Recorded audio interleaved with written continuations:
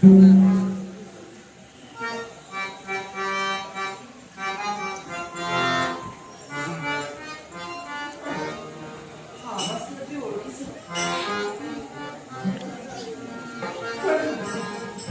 शक्य आहे? कितीतरी दिवसांचा कालावधी निघून गेला. एवढ्या दिवसात हा आवाज कधीच गेला पण नाही.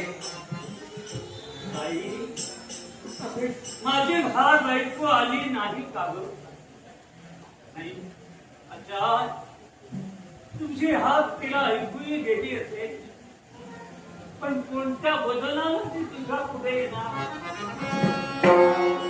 तिच्या कठोर प्रश्नाला तू काय उत्तर देणार? या अपेक्षेनं मी या झोपडीत आलोय.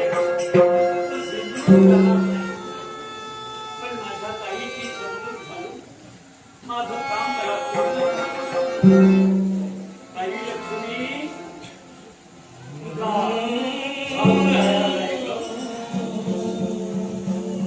मला हात घेणार नाहीस का? कशी येणार? तिचा एक एक एकशे प्रश्न तिच्या समोर उभा राही जाईल. खांद्याला खांदा घेऊन वास्तविक तिच्या नवऱ्या बरोबर मी झुकलं पाहिजे होतं. तिची सौभाग्य देवता शत्रू लक्षाचं भाग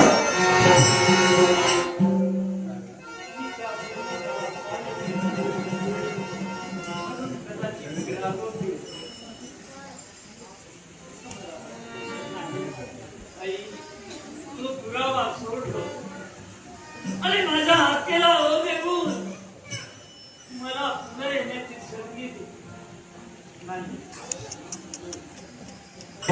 बिचारा बुद्धीच्या हाईत जगाच्या पाठीवर अवधी, पण त्याच्या प्रेताला अगदी देताना जीवाचा जीवलग संस्काराला सुद्धा हजर राहिला नाही.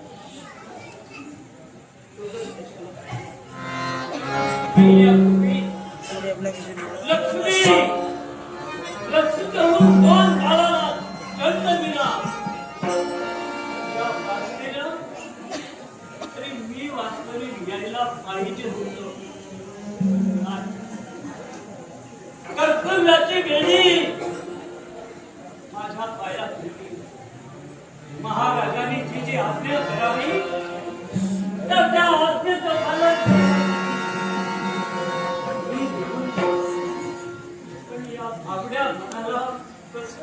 एका जणांना तो माईकच खाली करू सांगणार.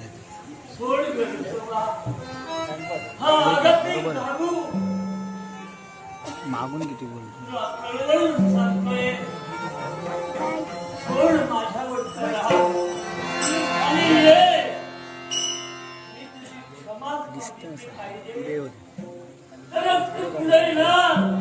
माझ्याशी बोलला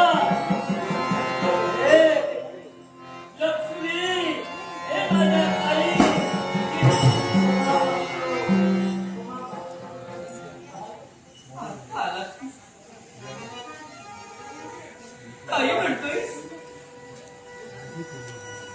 एवढे दिवस कुठे माया होती तिची? तू माझा बंधू आहेस. रक्ताच्या नात्याचा नसला तरी सुद्धा मला बहीण मानलंस तू. आणि म्हणून मी रागावले. मला राग आलाय तुझा. याचं कारण तुला कोणतं माहीत असेल.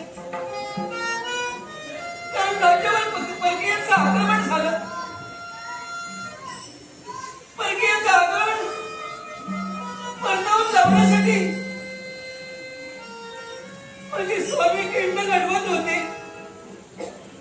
आणि आम्हाला कळलं अगदी थोड्या अंतरावरच तिथं तो सुद्धा खिंड लढवत होतास. अरे बहीण ना रे मी तुझी. काही म्हणतोय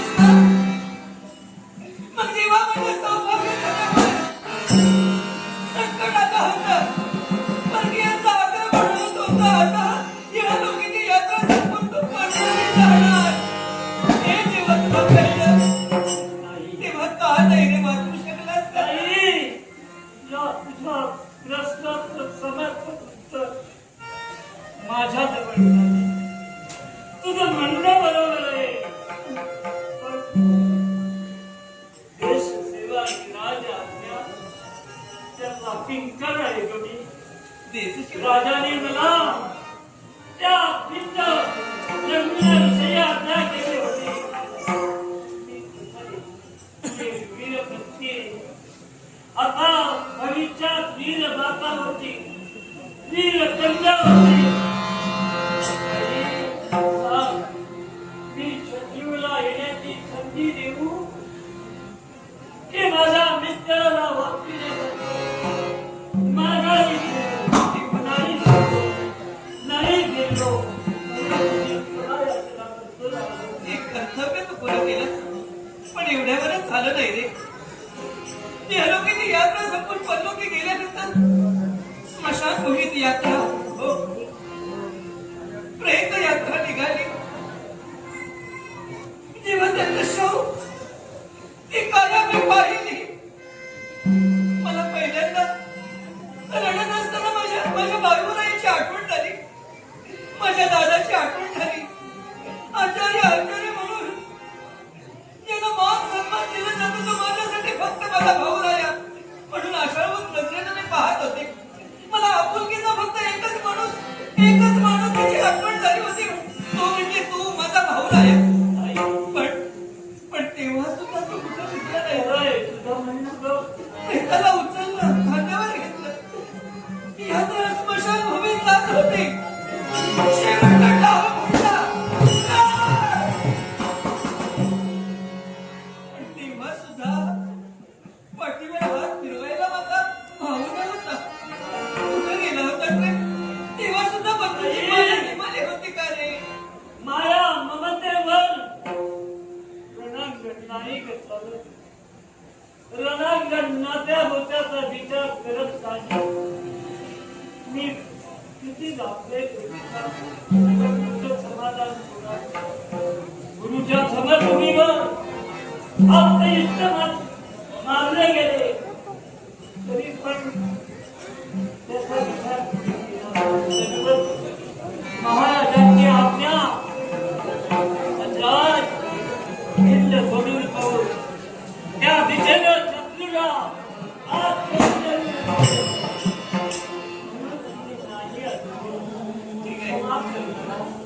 क्षमा, मी क्षमा करायला हवी.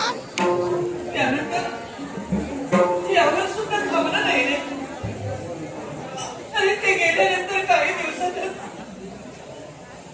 मी माता झाले. 2 बाळांना मी जन्म दिला. नामकरण विधी पार पाडत होता.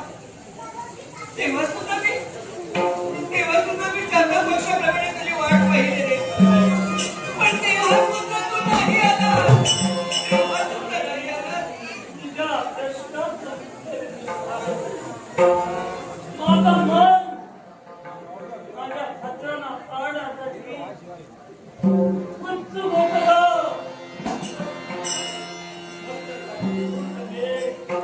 राज आपल्या तत्वाला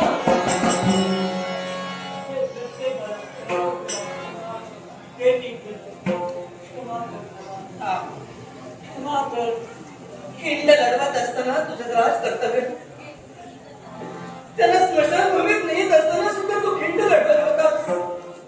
त्यानंतर सुखाचा क्षण मग 2 बाळांना जन्म दिला तेव्हा सुद्धा तुझं कर्तव्य होता. मग सांग, प्रत्येक वेळी जर हे तुझं कर्तव्य होतं तर आज एवढ्या दिवसांनी रात्रीच्या वेळी या मध्यरात्री या भगिनीची तुला आठवण कशी काय झाली? आठवण मला नव्हती माझं मन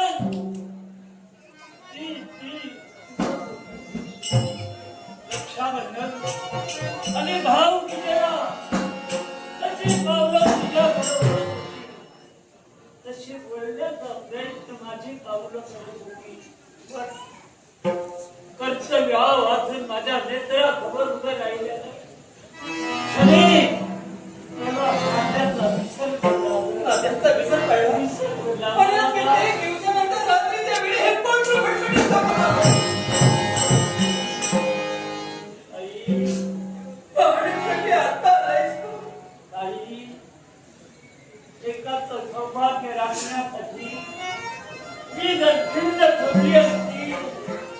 आणि शत्रू हजारोच्या संख्येनं या राज्यात उभे असते तर त्यांनी कित्येक सैन्याला पराभूत केलं.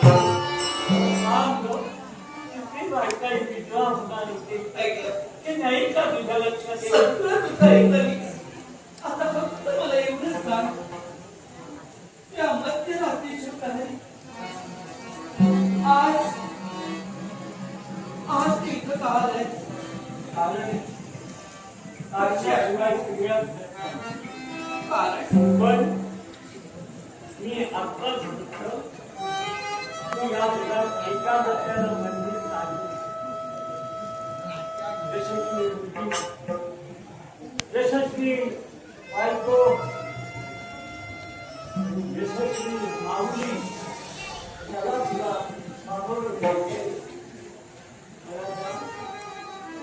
हा समोर दिसणारा राष्ट्रध्वज तुला प्रिय आहे ना?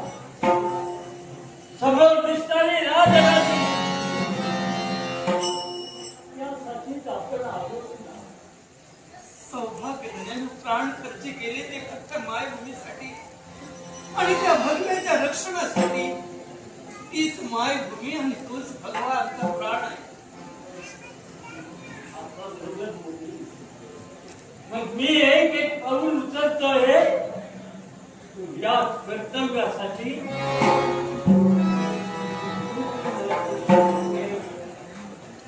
त्यावेळी सर्व कर्तव्य तुझ्या डोळ्यासमोर होतं. आज काल आता शांतता झाली. शत्रूचा अभिमान झालाय. समाधान आणि शांततेत मी नकळत तुला ज्या सुविधा दिल्या त्याची आठवण नाही केली. ती झोपडी तुला बांधून करावी राजाला रोज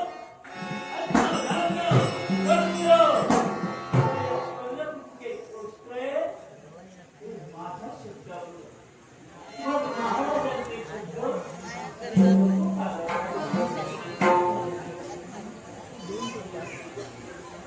काही तुझ्या बरोबर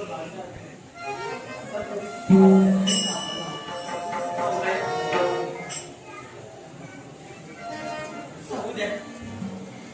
आता मागील गोष्टींची आठवण नको. मी केली तुला क्षमा. काय हवंय तुला? हा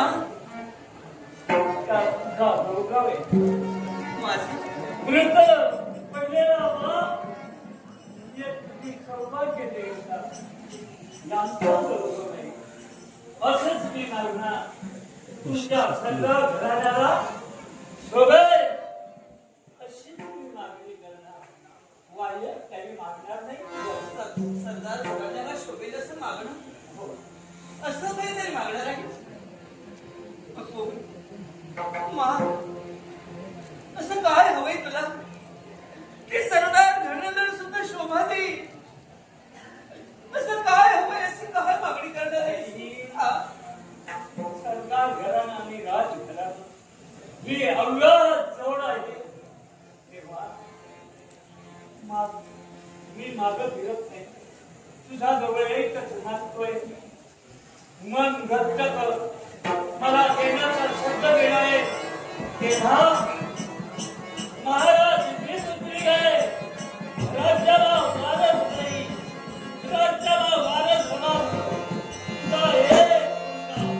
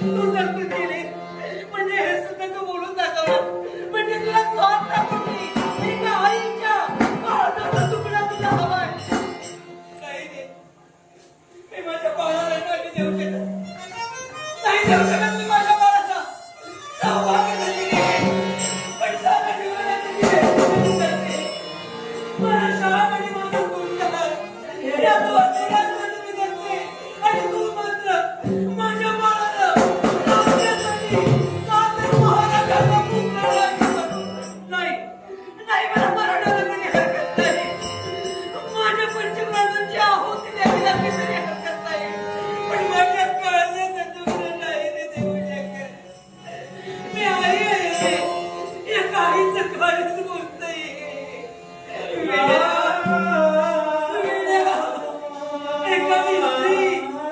एखादी स्त्री सोन्याचा गोळा देऊ शकते रे एखादी स्त्री सोन्याचा गोळा देऊ शकते पण आपल्या आडा माणसाचा गोळा कितीतरी प्रसंग आला ना तरी सुद्धा ते नाही देऊ शकत आणि असंच ना तू माझ्या बाळाला देण्यासाठी आलाय नाही नको खाऊ येते नाही मी देणार माझ्या बाळाला जा जाता नाही तू नको खाऊ येते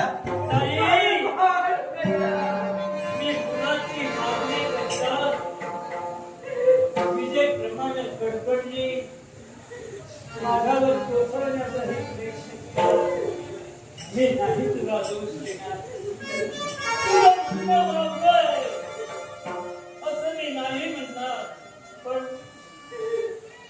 तू माऊली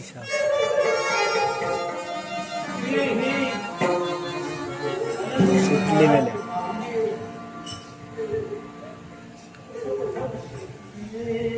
देवाला तुझी परीक्षा घेण्यासाठी एका जागी दोन मुलं तुला दिली गरीबी दिवस जातायत मुलं रोज वाढविणार कशी एक बाजू झाली आणि दुसरी बाजू पाण्यात पडलेला ढेकळाप्रमाणे रतलेले महाराज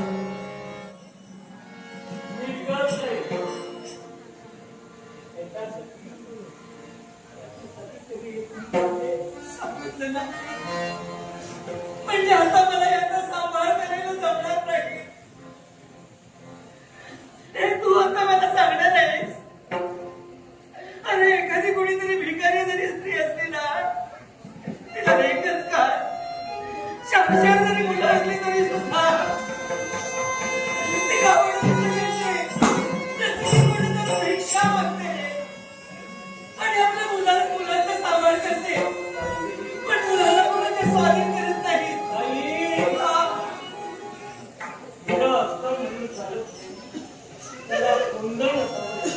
तुझ्या एका मुलाला कुंदनात बसविण्यासाठी मागणी केली राजघराणं जिवंत राखण्यासाठी मी हे केलंय हेच नाहीच ना हेच नाहीच ना हरकत नाही हरकत नाही मी काळाला सामोरा जाईल या भावाची इच्छा ती जागरली आहे तुझ्या माझ्या नात्याचे धागे घरात जोडले जाण्याचा रस्ता दाखवते हरकत नाही मी माझ्या सुखासाठी केली नव्हती राजघराण्याच्या हिरावर मी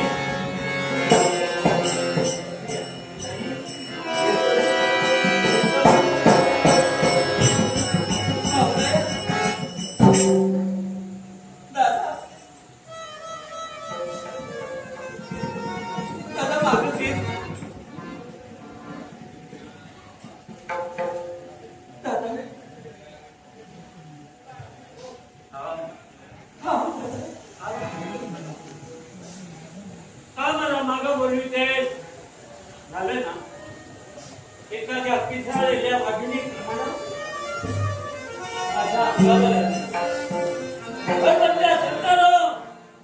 मला सूचना मी स्वार्थी नाही कारण माझं मनच असं आहे जगला मेला दुसऱ्यासाठी आणि म्हणून एका राजघराण्याचं जगविण्यासाठी मी कठोर मागणी तुझ्या जवळ केली पण ती धुडकावून लावली बाहेर पडतले असू द्या पडतले हवी जगविण्याचा विचार केली म्हणून चांगले मी काय? निघालोय. मी तुला मागं बोलत जननी आणि जन्मभूमी हीच खरी राष्ट्र सेवा आहे. आपली मायभूमी हीच आपली माता आहे. राष्ट्राचा भगवा सदैव सेवत राहावा हेच हेच त्या राष्ट्रातील माणसांचं जीवन आहे. तू काय म्हणाला यातील एक पुत्र जर राजकर्त्याला दिला तर ताई तुझा पुत्र राजगादीवर बसेल. या राष्ट्राची सेवा करेल. बापरे, काही राजघराण्याला लागलेला नाम तो म्हणजे नकुचरीपणाचा तो निघून जाईल म्हणून म्हणते बापरे. क्षणभर मी तुला बोलण्यासाठी तत्पर झाले. आईच्या मायेनं ममतेनं मी मन माझं आकृत उठलं रे. पण आता मी विचार केलाय. आता मी निर्णय घेतलाय. देश सेवा हीच खरी ईश्वर सेवा आहे. राष्ट्र सेवा हीच खरी ईश्वर सेवा आहे. आणि याची जाणीव जर माझा भावराया मला करून देत असेल आणि राज्याला वारस सोडून राजा राणाजींना जर माझा एक पुत्र हवा असेल भावराया ज्या माझ्या पती परमेश्वराने या राष्ट्रासाठी जीवन अर्पण केलं ज्या माझ्या देवानं ज्या माझ्या सौभाग्य झाल्यानं या राष्ट्रासाठी या राज्यासाठी जीव खर्ची घातला त्या राज्याची सेवा राजगादीवर बसून तर माझ्या बाळाला भावराया होय होय भावराया तुझ्या शब्दासाठी राष्ट्रसेवेसाठी राजघराण्याचा जीवन घातवंत नाहीसा करण्यासाठी आणि जनतेच्या रक्षणासाठी माझ्या हाडा भावराया माझ्या बाळ माझ्या बाळाला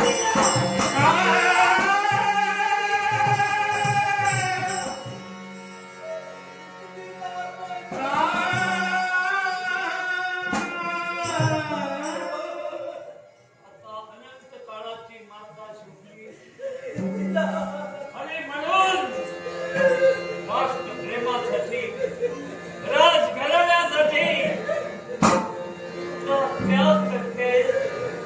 हे देवाच्या माऊली हे वात्सल्याच्या माऊली माझा तुला प्रणाम आहे प्रणाम आहे. प्रणाम तू करू नकोस. मला प्रणाम करू नकोस. कारण देशसेवा राष्ट्रसेवा हे माझे कर्तव्य आहे. फक्त कर्तव्याची ती मला जाणीव करून दिलीस. हे खरे तर मी तुझे आभार मानले आहे. मी यावेळी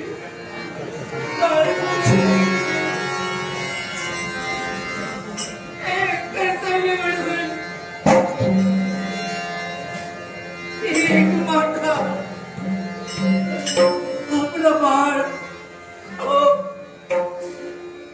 माझा जीव माझ्या बाळाचा तुकडा काही दिवसानंतर तो लहानाचं मोठं होईल. राजघराण्यातील सगळ्या सुखांचा तो उपभोग घेईल. राजगादीवर बसून तो राजा होईल रे. पण बाळ म्हणून याला कधी केव्हाच मी माझ्या बाळा म्हणून कधी याच्या पुढे हाक नाही देऊ शकत. विधीच्या घटना फार विचित्र ते मी तुला आत्ता सांगू शकत नाही.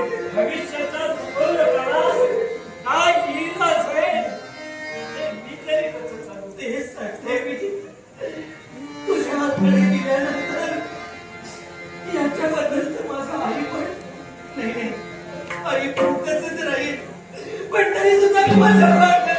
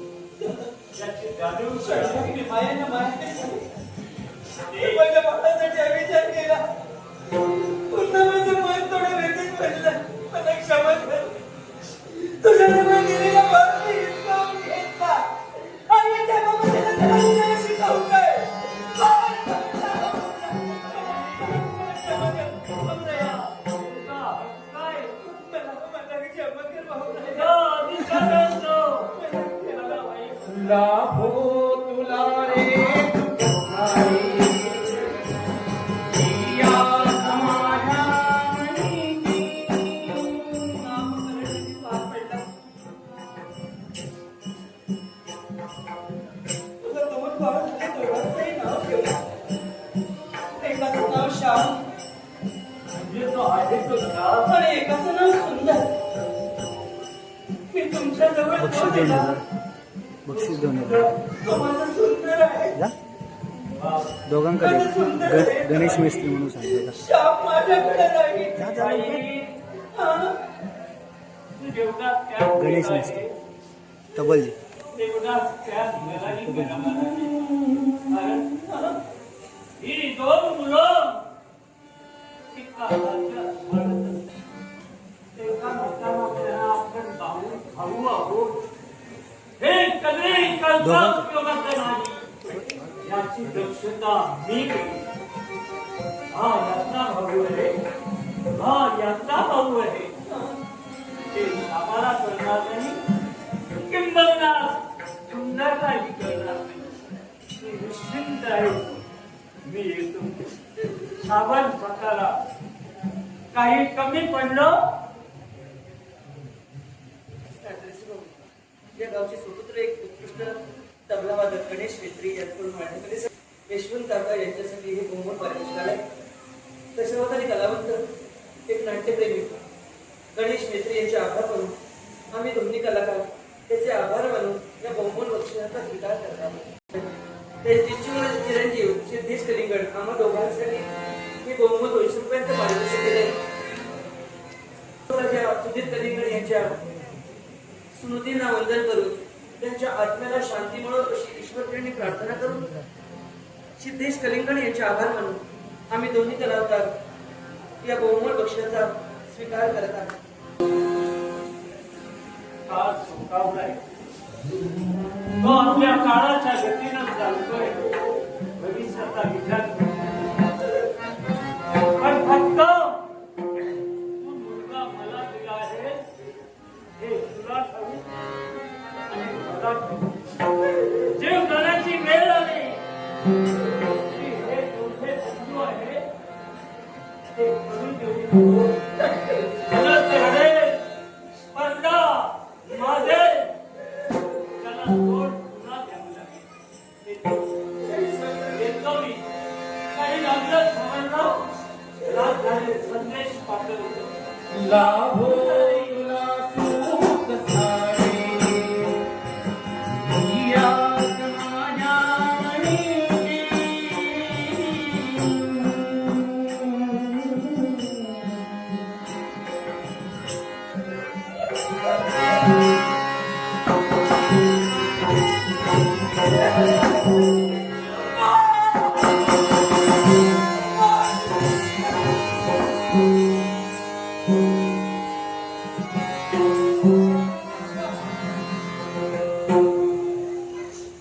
तेव्हा भविष्य काळात ठेवणार आहे ते सामावले ते मला नाही कळणार. पण तो प्रसंग घडला. हा सुखावा आहे की दुःखावा. हे सुखाची क्षण आहे की दुःखाची. राष्ट्रासाठी माझा एक बाळ मी अर्पण केलाय. त्याचा मी त्याग केलाय. पण नाही मला त्याची आठवण येत राहील. श्याम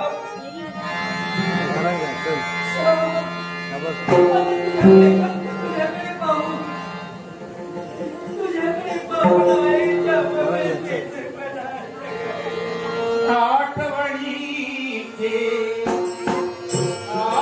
आठवणीचे आठवणीचे आठवणीचे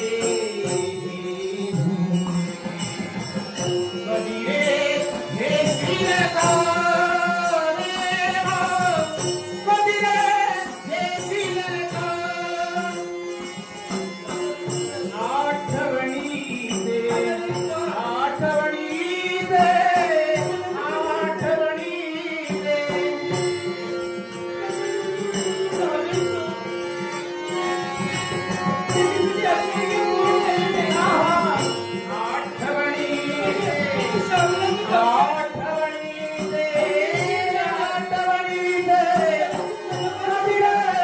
हे